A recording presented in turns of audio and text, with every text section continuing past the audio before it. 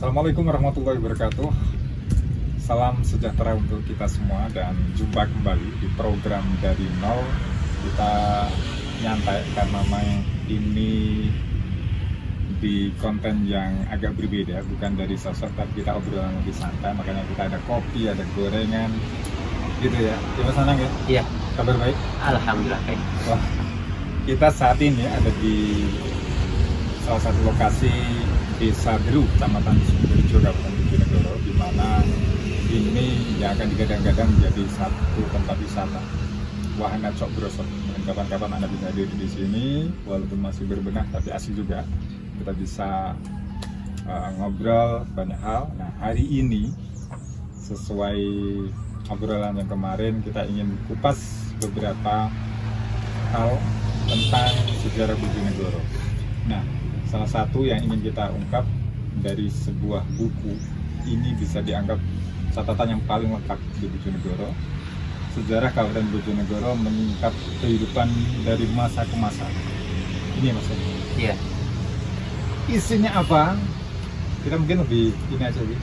Satu bab aja, mungkin bab-bab lainnya kawan-kawan kita bisa lebih ngobrol. Nah, kalau yang menarik Mas, mungkin di awal ini kita mungkin apa sih buku ini yang paling menarik buat Mas Nanang? Mas Nanang ini pecinta sejarah di Bojonegoro. Iya, pecinta ya. Cinta. Kadang padahal mencintai itu tidak cukup. Dan itu berat. Jadi gini, memang buku ini itu boleh kalau saya menyebut dia buku yang sampai saat ini paling lengkap. Jadi halamannya saja itu hampir sampai 700-an ya? Iya, sampai 700-an dan lumayan tebal. Sayangnya ini tidak dijual bebas dan ini hanya mungkin saya tidak tahu dulu dicetak berapa eksemplar, mungkin bisa 1000 atau berkurang. Tapi yang pasti di toko-toko buku sekarang sudah tidak ada. Sudah tidak ada. Ada mungkin sebelumnya itu ada buku yang selain ini, itu buku Bojonegoro Bunga Rampai, tapi dia lebih tipis. Nah, kalau yang ini itu buku dari masa prasejarah sampai masa Orde Baru, dan bahkan sampai ketika buku ini diterbitkan di tahun 88. Jadi begitu tebel. Iya, sampai ya lumayan kalau kita membacanya bisa berhari-hari, bulan-bulan kalau nggak bulan-bulan. Makanya di saat ini mungkin tidak mungkin kalau kita membahas semua isi buku dari A sampai Z. Ya. Jadi kita cicil satu bab mungkin, ya kita akan sambung. Ada banyak yang tanya ketika Bojonegoro itu lahir kapan dan di mana dan sebagainya. Apakah di sini juga dikisahkan atau mungkin kita lebih awal dulu, buku ini diterbitkan ini dalam rangka apa? Dan yang menerbitkan kan Pemkab. Iya. Pemerintah Kabupaten Daerah Tingkat 2 Bojonegoro. Kira-kira waktu itu ada misi apa sih Pemkab sampai menerbitkan ini? Ya, jadi buku ini diterbitkan itu tahun 88, tapi ketika tahun 84 itu Bupati Pak Sujito itu bikin semacam panitia. Jadi kalau di sini ini bisa dibaca Panitia Penggali dan Penyusun Sejarah Hari Jadi Kabupaten Daerah Tingkat 2 Bojonegoro. Jadi memang awalnya buku ini diharapkan ingin menggali hari jadi itu kapan? Karena mungkin sebelumnya berarti tidak pernah ada hari jadi. Bukan tidak pernah ada ya, belum ada penetapan tentang hari jadi Bojonegoro itu kapan, tanggal berapa dan lain sebagainya. Yang sekarang kan akhirnya ditetapkan menjadi tanggal 20 Oktober. Dimulai tahun 1677. Jadi di sini buku ini kenapa saya bilang begitu lengkap, karena di bab pendahuluannya itu juga dia macam skripsi. Jadi tidak hanya semacam laporan pertanggungjawaban bahwa ini ada sejarah Bojonegoro dari A sampai Z, tidak. Tapi ini semacam ada wacana-wacana tentang sejarah, tentang budaya, tentang apa-apa, dan itu disajikan secara ilmiah. Jadi misalkan sejarah itu menurut siapa, akar sejarah itu begini-begini, sehingga apa? Penting bagi Bojonegoro untuk mengetahui sejarahnya. Nah, cara berpikir itu yang coba dihadirkan buku ini di awal-awal, sehingga bukan hanya langsung pada bab 1 tentang prasejarah, itu enggak. Ini yang bagi saya apa ya? Menarik. Iya, buku ini menjadi sesuatu yang kayak sebuah penelitian yang didahului oleh kajian tentang sejarah yang mendalam. Itu yang artinya nemu ya di 20 Oktober 1677. Artinya waktu itu sudah terbentuk Bojonegoro. Iya, jadi itu memang rentetannya sangat panjang. Di buku ini pada akhirnya misalkan ditetapkan. Tapi yang menarik itu kan ketika pada awal-awal ingin membuat ingin menunjukkan bahwa buku ini menjadi penting, itu ada tim yang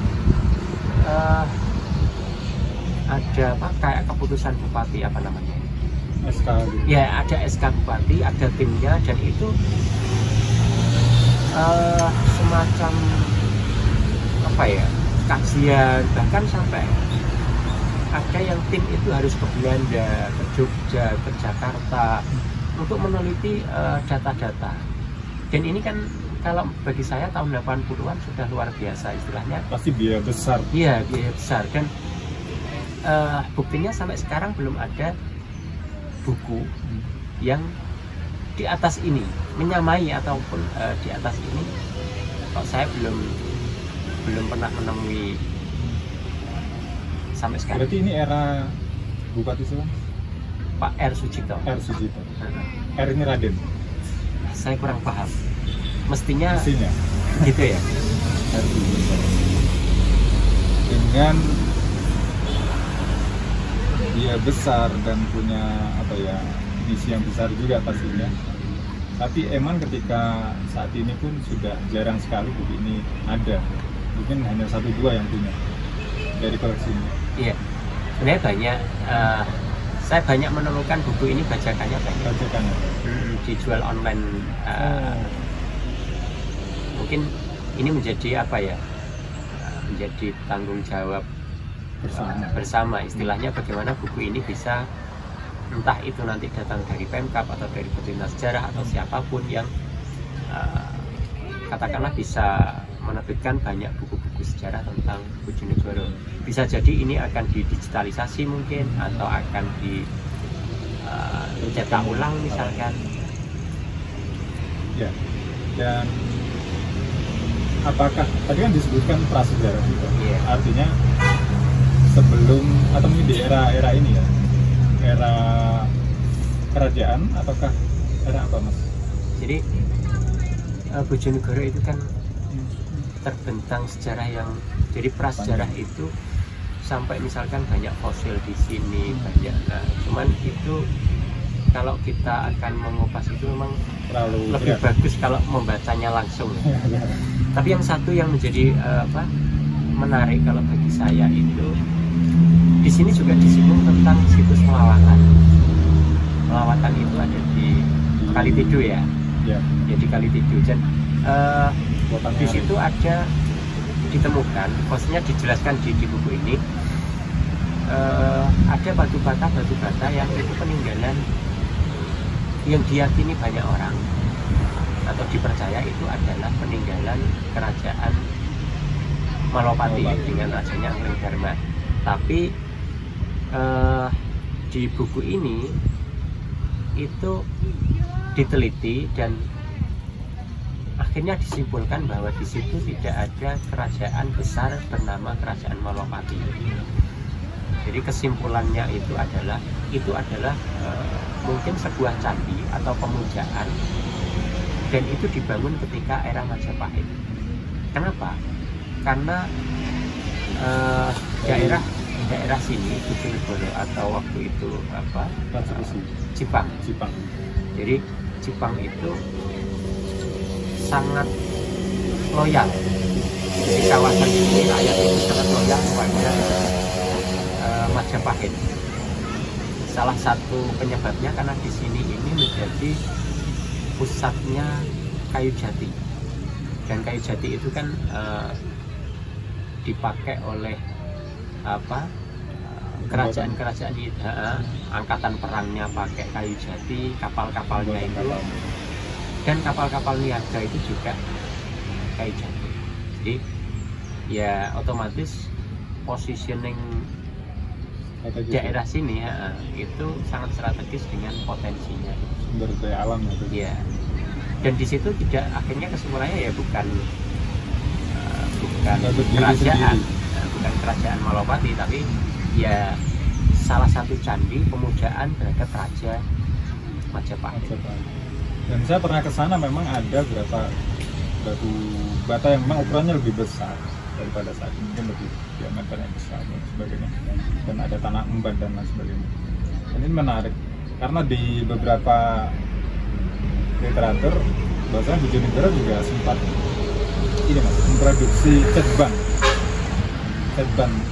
alat perang itu yang seperti meriam itu.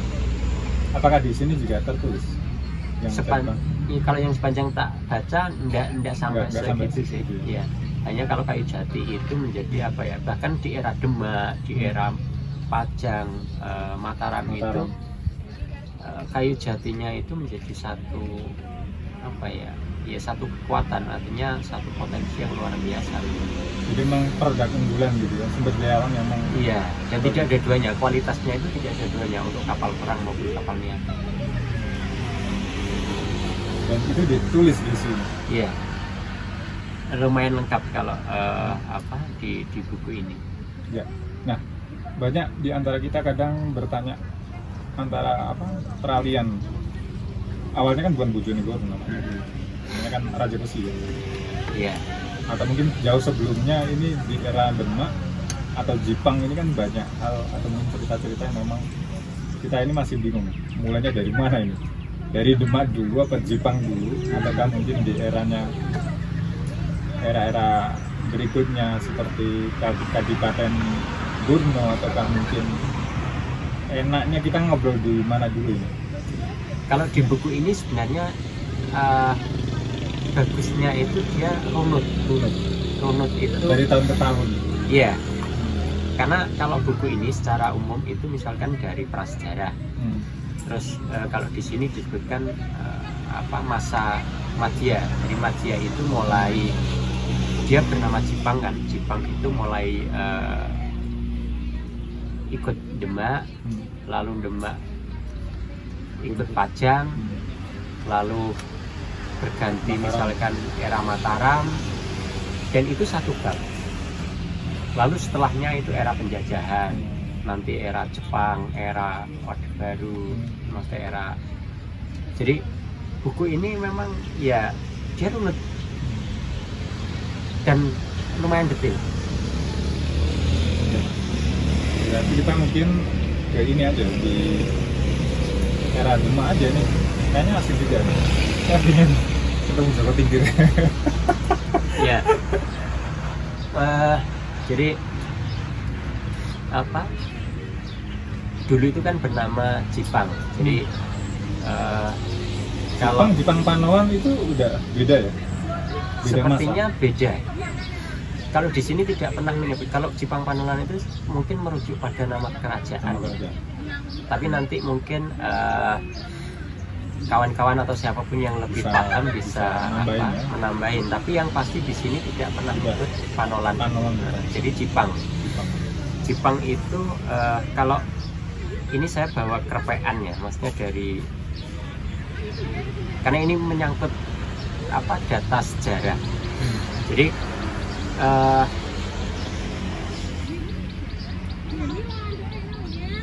Jipang itu ketika dia di eranya Demak itu kan di bawah Pangeran Sekarkusuma. Jadi Pangeran Sekarkusuma itu bapaknya Arya Penangsang. Nah, di Demak itu Sekar Kusuma itu harusnya dia menjadi putra, istilahnya apa ya, putra mahkota, masih perebutan di bapaknya Raden Trenggono. Jadi harusnya kan setelah bapaknya Sultan Trenggono ini harusnya bukan Sultan Trenggono tapi Sekar Kusuma. Nah, tapi yang ternyata Sekar Kusuma ini oleh anaknya Sultan Trenggono yang namanya Pangeran Prawoto ini Sekar Kusuma ini dibunuh. Jadi itu memang konflik keluarga waktu di Kerajaan Demak. Jadi Sekar Kusuma ini dibunuh oleh utusannya Pangeran Prawoto. Di sini disebutkan lumayan detail, kemudian mengutip sejarawan De Graaf dan lain sebagainya. Jadi buku-buku babuan itu dikutip di sini. Jadi lumayan bisa dipertanggungjawabkan. Nah, Pangeran Sekar Kusuma ini ketika dibunuh Arya Penangsang kan dendam. Sekar Kusuma ini kalau di buku ini dan di beberapa literatur sejarah dia itu sangat berwibawa, digambarkan begitu, berwibawa, dia dicintai rakyat, sehingga tidak hanya Arya Penangsang yang sakit hati, rakyat Jepang itu juga sakit hati. Apalagi Sekar Kusuma itu dibunuh oleh utusannya Pangeran Prawoto ketika sepulang dari sholat Jumat. Jadi setelah pulang Jumat terus dibunuh. Nah, dendam ini menjadi terus berkelanjutan, turun temurun. Jadi misalkan ketika Arya Penangsang itu akhirnya dia membunuh Sultan Trenggono, karena Sultan Trenggono kan yang terus naik tahta menjadi Raja Demak. Akhirnya dibunuh, dan Arya Penangsang ini tidak hanya membunuh Sultan Trenggono, tapi dia juga membunuh atau balas dendam kepada anak turunnya, jadi keluarganya. Misalkan Kalinyama dan lain sebagainya itu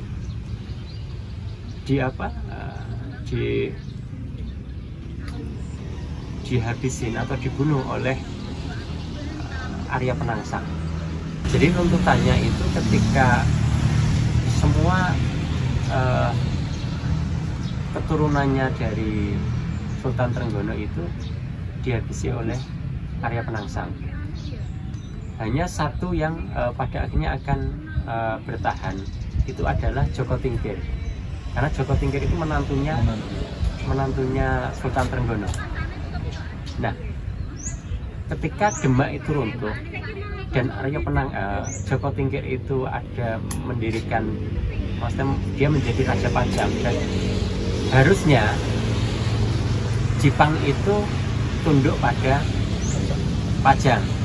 Tapi pada akhirnya karena saling dendam sehingga pecahlah perang terus. Jadi, posisi Pajang ini saat ini gimana? Kalau soal geografisnya itu mungkin ya masih di sekitaran Demak, Jepara, Demak dan sebagainya. Karena begini, ketika Pajang itu perang dengan Jipang, dan itu luar biasa. Jadi titik di mana mereka bertemu itu. Itu kalau cerita rakyat kan ada di bantaran Sungai Bengawan Solo, pinggiran dan sebagainya. Apakah seperti itu? Tercatat nggak Mas di buku itu?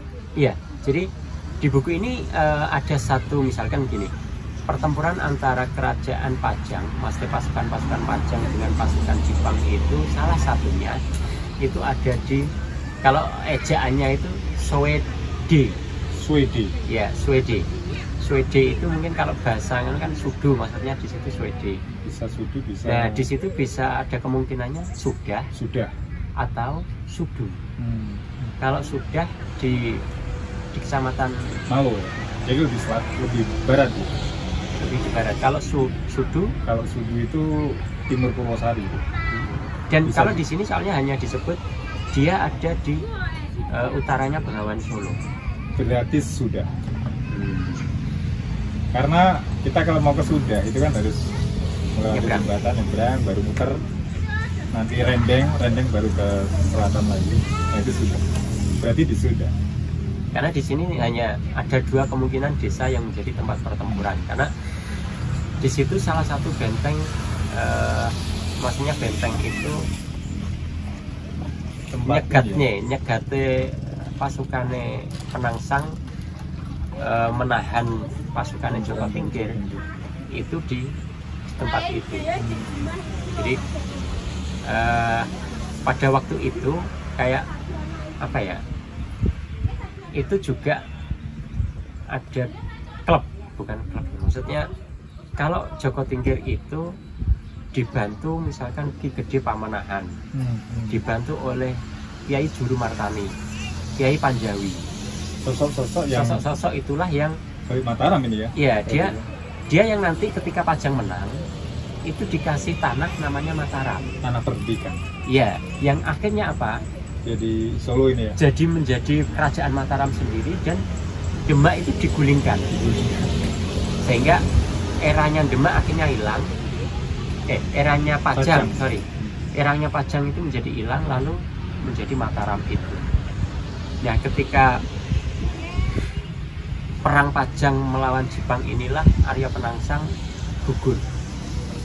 Dia kalah perang, meskipun sebenarnya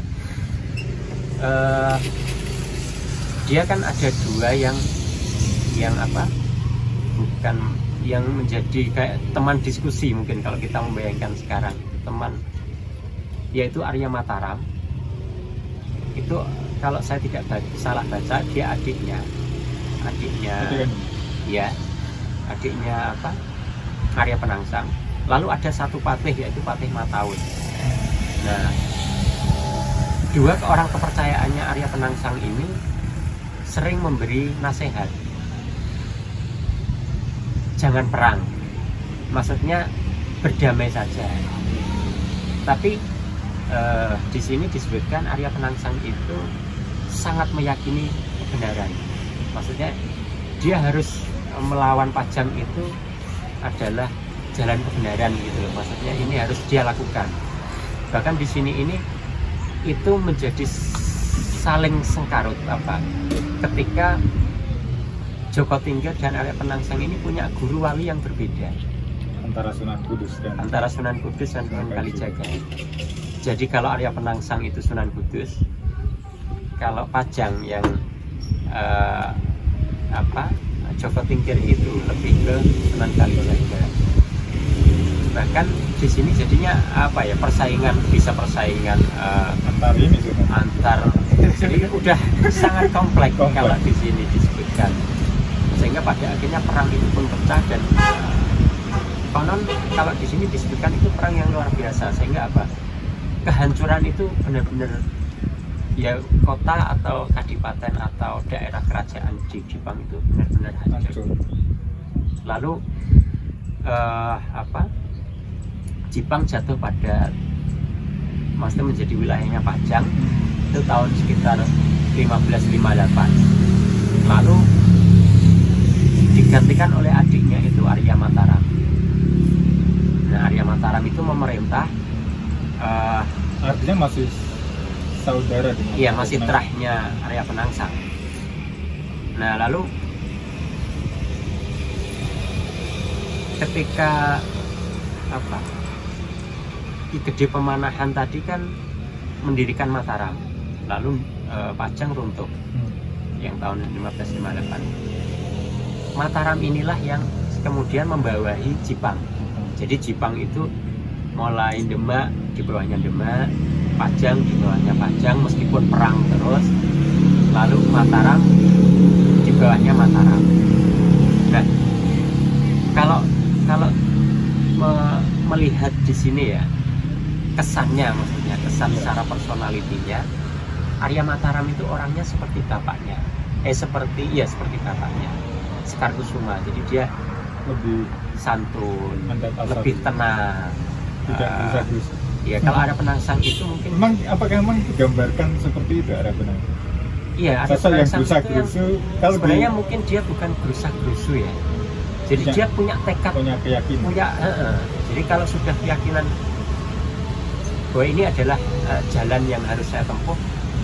Kalau Sekar Kusuma itu bukan, maaf, Sekar Kusuma, kalau Sekar Kusuma bapaknya Arya Mataram. Arya Mataram itu dia seperti bapaknya, sehingga kalau di buku-buku sejarah disebutkan Arya Mataram itu ingin mengembalikan kejayaan bapaknya, maksudnya. Jadi cara-cara yang dilakukan oleh di Mataram itu yang dilakukan oleh bapaknya itulah yang di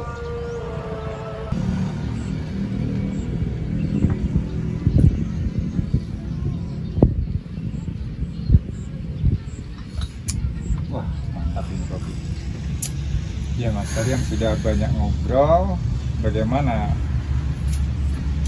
Bojonegoro jauh di masa sebelumnya, ternyata ya selepas Majapahit terus beralih ke Demak ke Pajang ya, dan di situ masih ada Jipang dan sebagainya, dan pergeseran waktu karena Arya Penangsang ini terbunuh oleh Sutawijaya itu, akhirnya beralihlah di tanah perdikan yang disebut Mataram gitu kan. Nah, posisi dari Jipang sendiri waktu itu seperti apa selepas tiadanya Arya Penangsang? Ya, jadi Arya Penangsang itu gugur atau meninggal itu tidak di tangan Sutawijaya. Kalau Sutawijaya itu kan sudah era Mataram. Tapi Arya Penangsang itu kan gugur atau kalah perang ketika melawan Pajang, sehingga terus digantikan oleh Arya Mataram. Arya Mataram ini adiknya. Nah, lalu sejarah itu bergeser ketika Pajang itu kan hilang karena diganti oleh Mataram. Bukan diganti, kalah pengaruh. Kalah perang. Jadi memang berarti perang juga. Iya. Antara Mataram dengan Pajang. Iya. Dengan Mas Karebet. Cuman kan istilahnya Pajang itu redup gitu kan. Pajang itu redup, tapi yang Mataram ini menjadi sesuatu kekuatan yang besar. Sehingga Pangeran Benowo itu adalah putranya Sultan Pajang, yang itu dia dikasih kayak perjanjian, diminta tunduk pada Mataram, tidak boleh nanti menghidupkan lagi, maksudnya menjadi Raja Pajang. Sehingga dia diminta untuk ke Jipang. Jadi dia digusur lalu ke Jipang, tapi di Jipang ini dia juga menggusur Arya Mataram. Arya Mataram, adiknya dari Arya Penangsang. Sehingga disitulah berakhirnya keturunannya Arya Penangsang di Jipang, karena sudah Pangeran Benowo yang di situ. Lalu keturunannya Arya Penangsang ini udah menyingkir, ada yang ke Surabaya, ada yang ke Palembang. Di situ di Jipang itu lalu ada Pangeran Benowo itu. Nah, cuman Pangeran Benowo ini dia kalau di sini digambarkan di buku yang tebel ini. Jadi di masa Pangeran Benowo itu kehidupan Jipang itu lesu. Jadi mungkin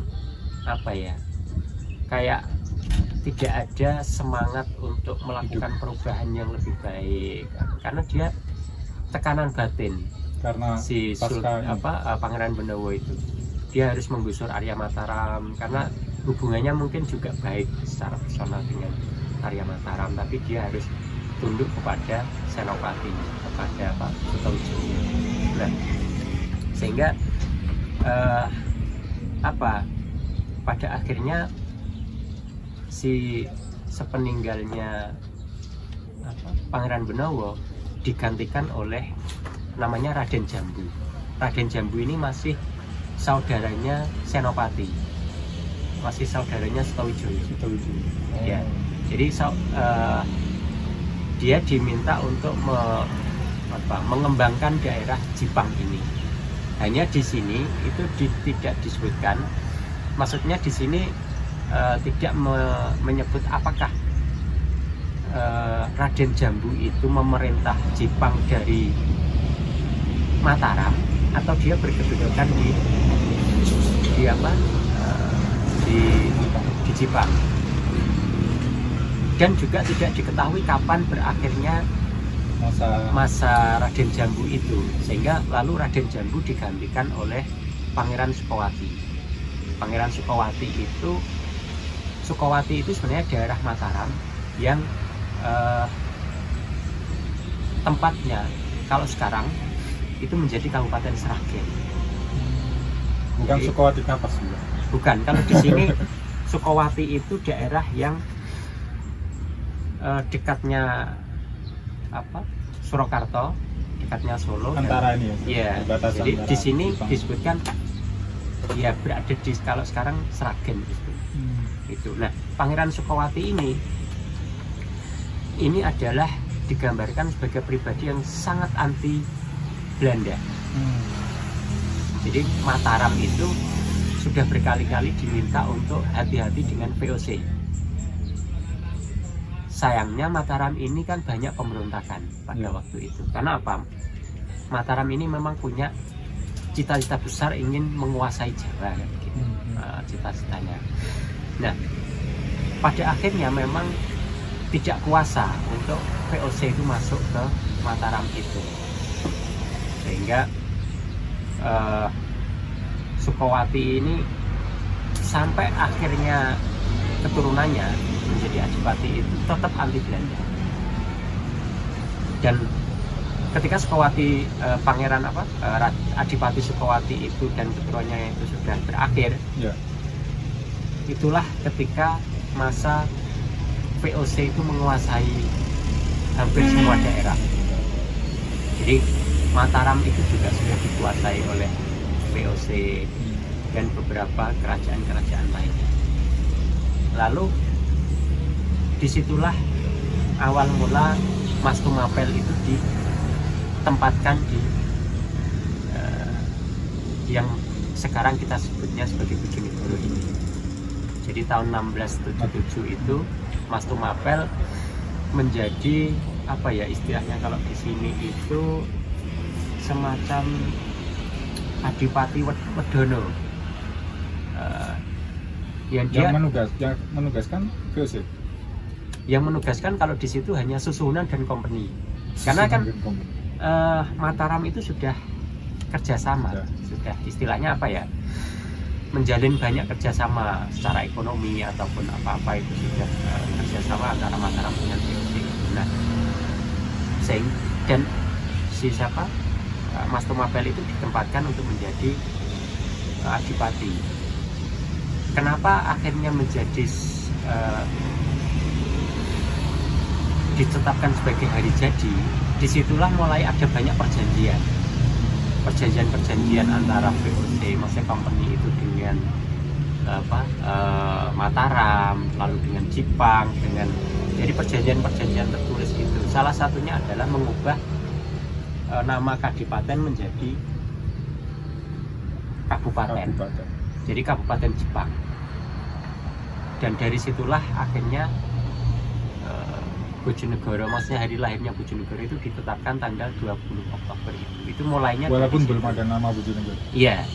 Makanya kalau di hari jadi Bojonegoro itu kan bukan pada sisi namanya, tapi pada sisi kejarahan ketika kabupaten ini lahir. Sehingga ditetapkanlah tanggal 20 Oktober itu.